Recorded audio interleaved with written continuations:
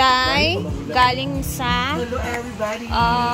Camiguin. Happy birthday pala ni Ma. Kumusta man sila dito sa Camiguin? Okay ra, Day. Ang lakas ng ulan sa Camiguin. Bless, anak! Wala ka pa nagsuro lang. Wala ka nagsuro.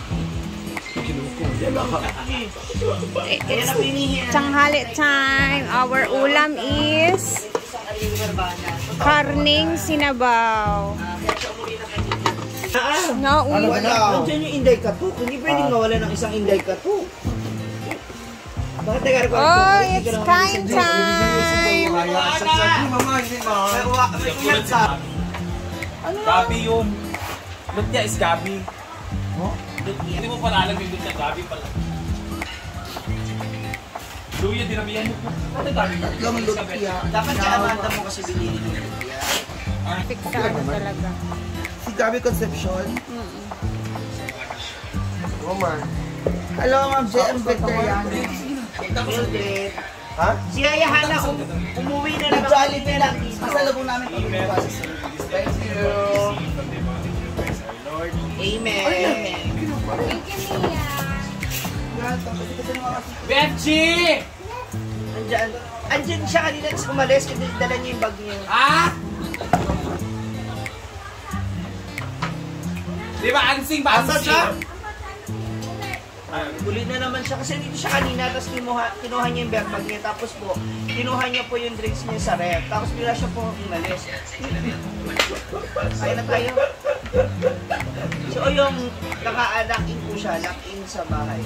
Lock-in siya ngayon. Meron po siyang tindas. Si Diva, pagaling na po yung tindas niya. Si Samara, tsaka si... Gusto kaya yan? Oo, may isa po. Si Samara at saka si... Min, nakabukas po yung sarili. Nandito ko nakita ko sa Samara dumaan. Sabi niya kasi sa akin noon, yung huling usap namin, interview namin. Pagkatapos niya na po yung hulugan niya. Ano? Diday! Tapos na po ng mga hulugan niya doon sa unang niya. Balik po siya dito. So niya araw-araw yung matapos yung hulugan niya para wala na siyang hulugan.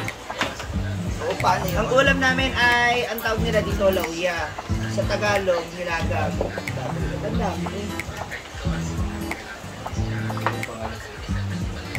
Hindi na ako magsasalit ito.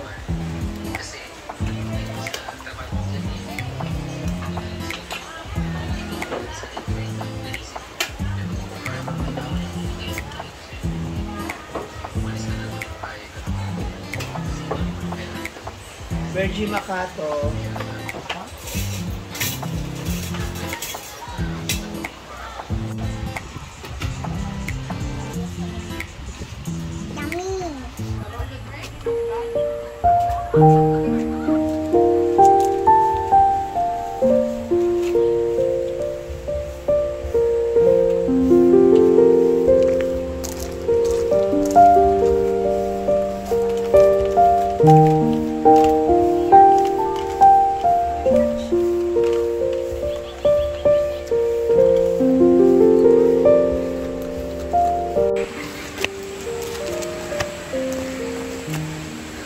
Napakakapal na neto, kunin natin po siya, itanim natin sa iba kasi ang kapal na niya.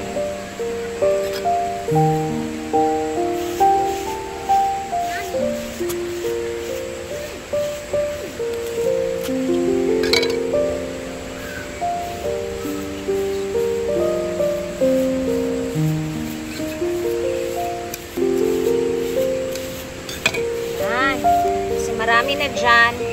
Ito, itatanim natin ito. Maghanap tayo kung saan natin itatanim ito. Alam nyo ba to? Kahit putulin lang dito na part, tapos itanim mo siya, tutubo talaga siya agad-agad. And ang ganda ng bulaklak na to pag napakainit kasi ano talaga siya, bubuka siya. Tapos pag walang init, parang titiklop siya. Ganon. So, dito natin siya na part itatanim kasi merong mga tinanim ni Brenda dito.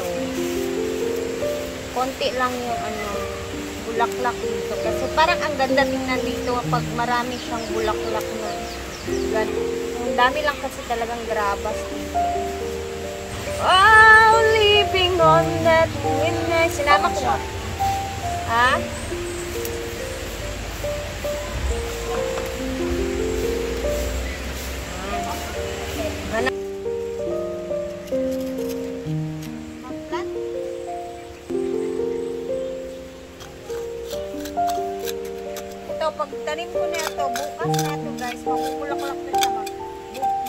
yung bulaklak neto. Agad-agad siya talaga sa tutubo.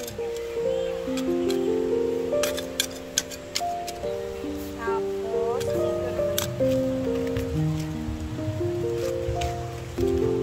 Shout out nga pala dun sa may nagko-comment na hindi maganda. Grabe. Ito sa pangalanan. Baka sabihin niya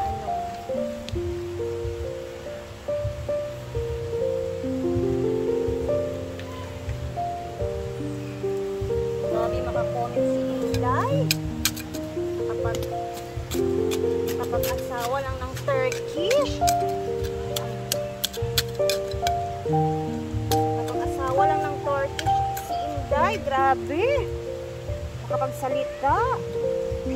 Iba talaga yung tao. Ibang tao pag maraming pera, no? Pangit na ng ugali. Oh my gosh.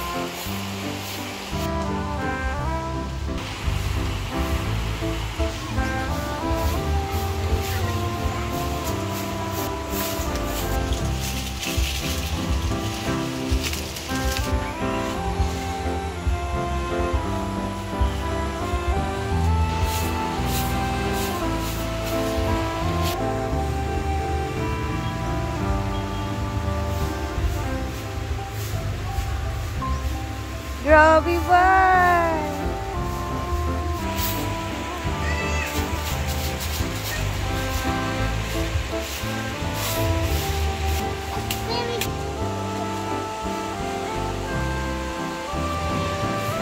La, may bulaklak dito. Oh, parang sarap nito itanim doon sa doon sa taas.